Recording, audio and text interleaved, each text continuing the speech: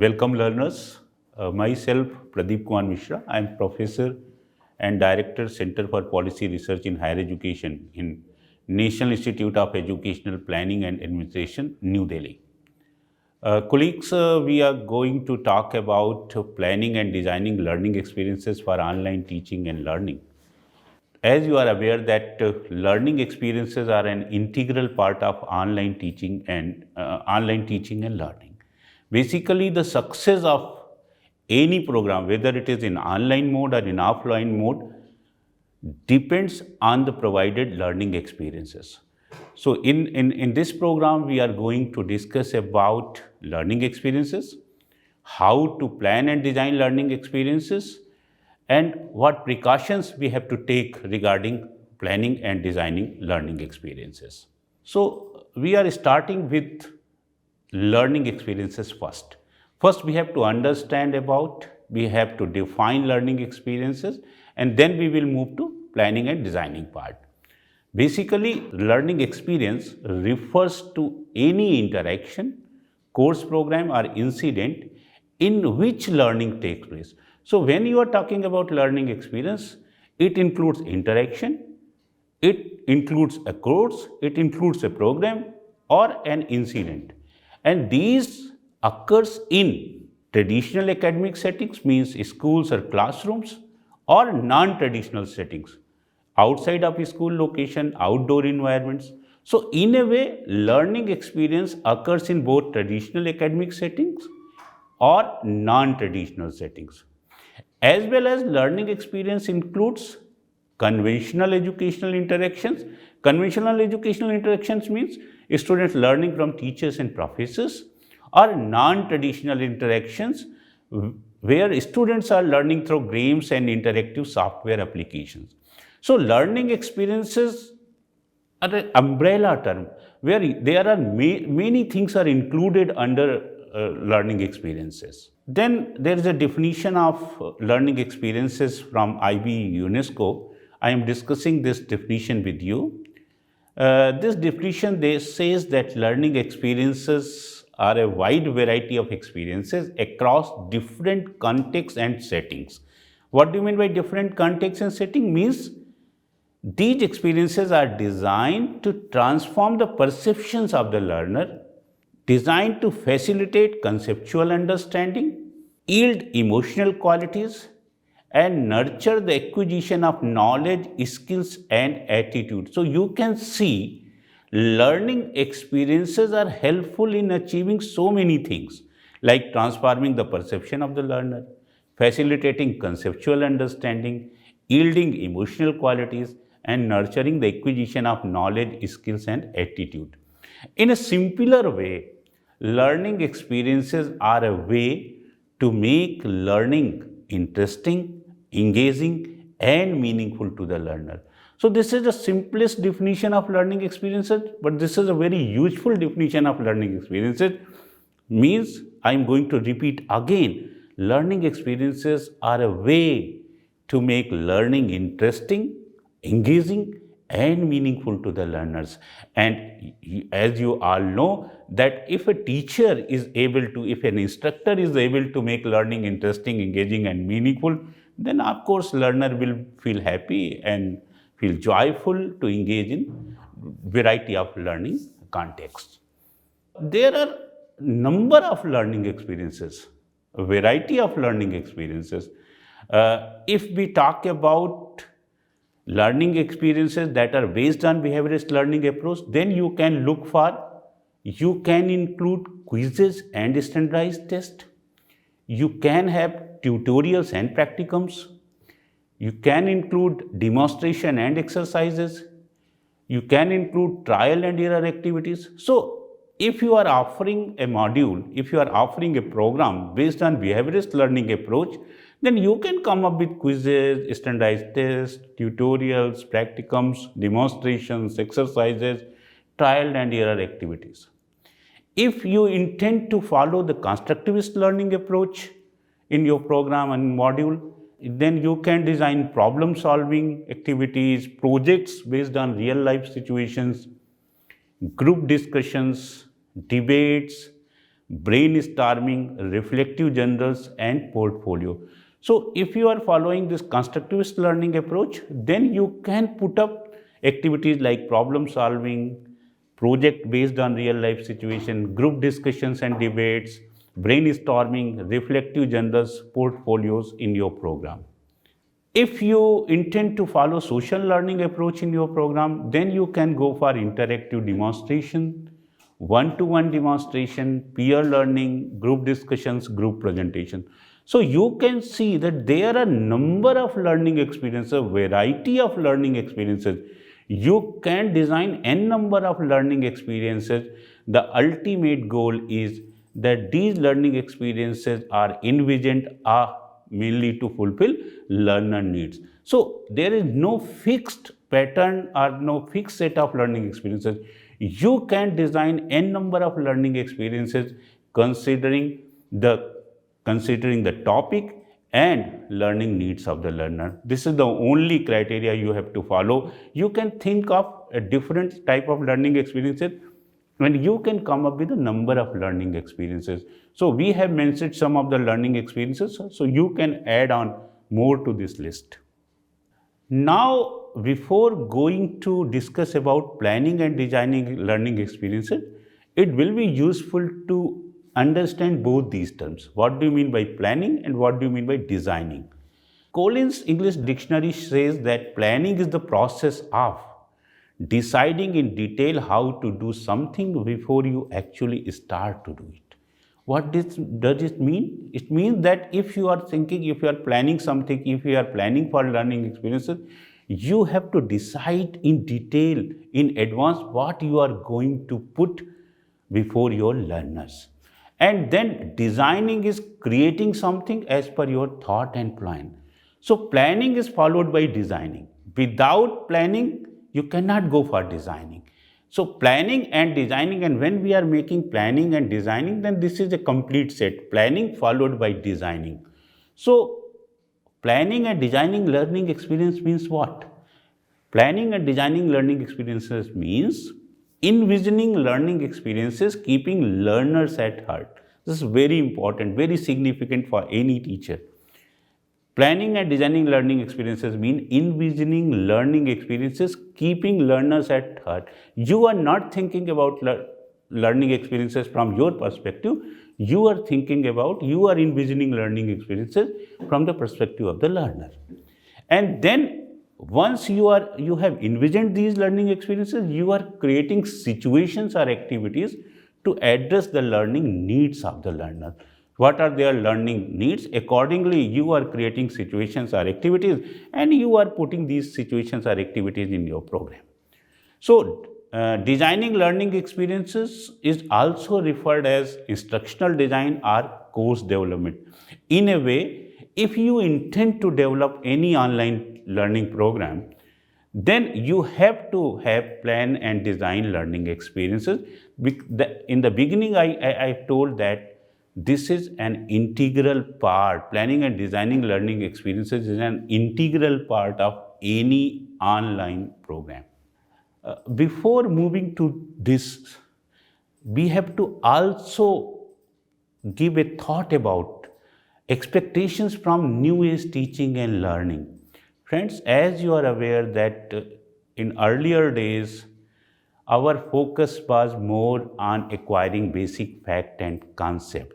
But now in new age, in the 21st century, we focus more on the 4 C's. What do you mean by 4 C's? The first one is, we also call these 4 C's as 21st century skills, and these 4 C's include critical thinking, creativity, collaboration, and communication. So we have to focus on 4 C's. It means if you are offering any online program, then you have to, your main aim will be to help learners to acquire critical thinking, creativity, collaboration, and communication. Earlier, we were focusing on more on acquisition of basic fact and concept, but now the trend is, now the demand is to help learners to attain these 4 C's. And to do this, Online, both. Online, maybe now we are talking about online, but maybe you are also teaching in offline mode. So both online and offline teaching is expected to motivate and facilitate learners to study topics in depth. The first thing is you are expected to help your learners to study topics in depth, and not only studying topics in depth and remembering, helping learners to foster higher level thinking skills. So any program you are planning, you have to look for that your learner will be able to study, to go through the content in depth, and after that they will be able to develop higher level thinking skills. Now we are coming to a very significant and important part of this program, and that is what are the steps for planning and designing learning experiences. We have already learned about learning experiences, what type of learning experiences you can design for your learner, and then now we are talking about steps for planning and designing learning experiences. There are few very simple steps, and these steps are very helpful if you are going to plan any online program. I am discussing these steps one by one with you. The first step, and I can say is a mandatory basic step, is have an assessment of learners' prior learning. So if you are planning and designing any learning program, then you have to have an assessment of learners' prior learning and what learner want to know. Two things you have to decide, you have to learn in advance. Accordingly, you will be able to plan your learning experiences. So basic step is begin with assessing learners' prior learning and what learners want to know. After that, after this assessment, your role will be to analyze what you are going to teach. So, what your program is going to offer and how to correlate it with previous knowledge of learners. So, learners are not a blank slate. So, they are coming with prior experiences and knowledge.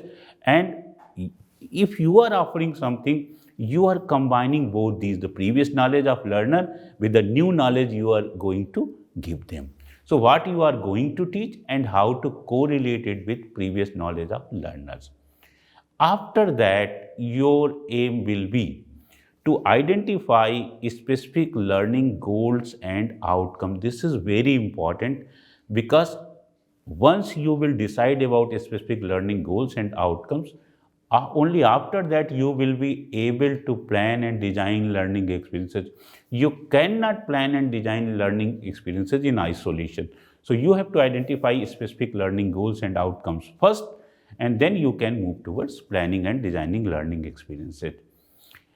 After deciding your learning goals and outcomes, you have to search for relevant resources, relevant content, so that you can meet the decided learning goals and outcomes.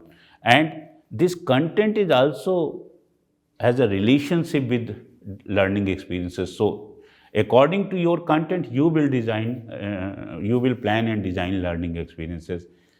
And now the important aspect is, now you will reach to a stage where you will be required to visualize the learning events and activities to support chosen content. You have selected a content, and then you have to look for learning events and activities, and basically these learning events and activities in a way are learning experiences you are going to plan and design. So now you have to visualize learning event and activities that will help you to support your support your program, support your help you to meet learning goals and outcomes. After that, you have to detail the process of monitoring learner participation and progress during learning events and activities. This is very significant and crucial aspect of any learning program, online learning program, particularly related to learning experiences as well. It has been seen that in many online learning programs, the course developer or the teachers are putting a number of learning experiences, but they do not have any mechanism to monitor the learner's participation and progress. So, learning experiences in isolation will not work. So, suppose you are putting a learning experience, suppose you put a group discussion, and if you don't have any mechanisms to assess or to monitor this group discussion, then this learning experiences will not help you to get the desired results. So, if you are proposing any learning experiences, any learning event or activity, you have to have a monitoring mechanism. Without monitoring, this will not yield the desired results. So, whenever you are putting any learning experiences, please ensure that you have a monitoring mechanism in place. Then first you will monitor the participation and progress, and then your role will be to provide the feedback. So you need a mechanism for two purposes. You need a mechanism to monitor the learner's participation and progress, and you need a mechanism for providing and getting feedback. So you are monitoring and you are providing feedback and a dynamic feedback. So in a way, monitoring and providing feedback is cyclic process. You are monitoring and then you are immediately providing feedback to the learners. So if you are able to ensure both these in your program, then I can say the learning experiences will will be helpful to attain learning goals and outcomes. Then you have to pilot the design learning experiences on a small sample of real users. Sometimes we are so enthusiastic, so when we are designing any online program, so we are thinking these programs are good and immediately we are releasing them on different platforms. No, don't do this. First, pilot the design learning experiences on a small sample of real user. So you can do this in face-to-face mode settings. So you can offer this program. You can sit with the learners and you can hear them. You can hear their voices, what they are liking, what challenges they are facing, what are the suggestions to improve. So better to pilot the design learning experiences on a small sample of real users and get their feedbacks. And once you are getting this feedback, then you have to, based on this feedback, you can revise your online program. And then once this is over, then you are ready to launch the final version. But one thing that is good in online learning, that so that you can keep updating your program. In traditional mode, when we are offering a course, we don't have enough opportunities to update these programs frequently. But here you have an opportunity to keep updating your program because this is offered in online mode. So you can launch the final version, keep updating. So maybe you are coming with next round of your program, you can include some new learning experiences, you can delete the older one. So updation is a norm.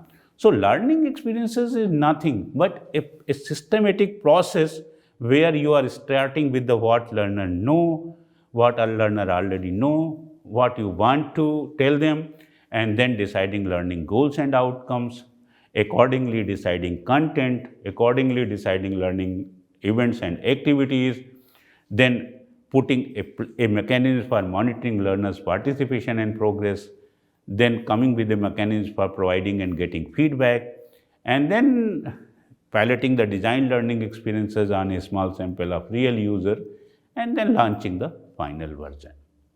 Friends, so far we have discussed about how to plan and design learning experiences. There is a checklist. There are recommendations. So when you are planning and designing learning experiences, what are the keywords you are going to keep in your mind? So Pardal in 2018 listed 6.6 keywords, and these keywords are helpful for anybody who is interested to design, plan and designing learning experiences. What are these keywords? The first is, when you are planning and designing a learning experience, always think whether it will be meaningful to the learners. And meaningful means whether this will add some value to the learner. So meaningfulness is the first requirement. So sometimes we are having we like any learning experiences and we put this in our program. No. So see from the perspective of the learner whether this learning act or event or activity will be meaningful to the learners. So the first criterion is meaningfulness. Then second is pleasurable. In online learning programs, the remote is in hand of learners. So if they will feel happy, if they will enjoy learning, they will keep learning. If they will not feel happy, they have remote in hand, so they can easily switch off. So pleasurable, whether the learning experiences proposed by you are pleasurable to the learner.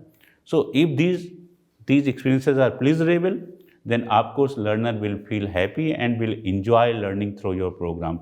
So measuring the pleasurableness of the learning experiences is very important, and that's why I told you before putting your program, launching your program, always consult or always show or always discuss your program with a small set of learners, and particularly ask them whether the learning experiences proposed by you are pleasurable, joyful to them or not. Then the third keyword is convenience. So convenient. So sometimes we are putting difficult learning experiences, and those learning experiences that are not very easy, very convenient to the learner. So convenience of learner is very important. So you have to see learning experiences from this perspective. Convenient. If these learning experiences are convenient, so suppose you said that okay. Organize a group discussion on this. So you have to think in advance whether learner will be in a position to organize a group discussion in online mode or in offline mode. So whenever you are proposing any learning activity, learning experiences, you have to think about, you have to double check the convenience of the learner. Then the fourth important aspect is usable. Whether these learning experiences are usable, and how you will measure usable, you have to always correlate your learning experiences with the proposed learning goals and outcomes. So whether these learning experiences will help learners to attain those proposed learning outcomes or not. So usability is a concern.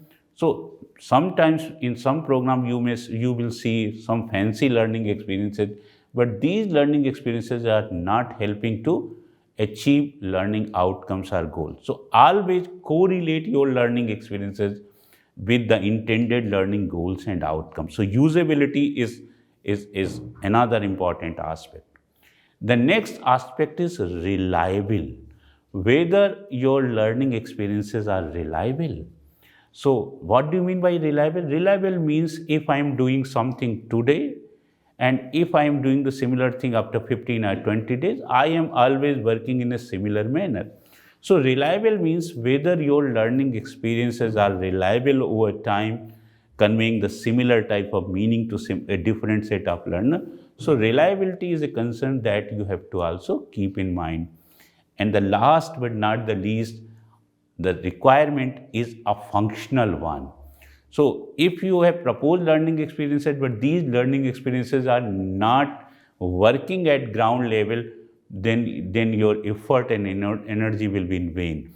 So functionality of learning experiences matters a lot.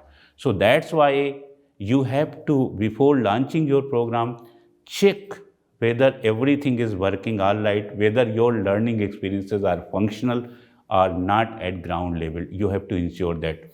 So I am sure that by following these steps, these keywords, meaningful, pleasurable, convenient, usable, reliable, and functional, you will be able to plan and design useful learning experiences, helping learners to achieve the stated learning goals and outcomes. So colleagues, in this program, we have discussed 2-3 very important things. As you are aware that now we are moving towards traditional, or I can say conventional educational institutions are moving towards online learning. we are saying that now blended learning will be a new normal in days to come. So every teacher, whether he is teaching in a distance education or institution or in conventional institution, is required to offer some online program or some component of their programs or courses in online mode. So that's why it is important, it is significant, it is mandatory, I can say, for every teacher teaching at any level of education to know the modalities of offering online programs.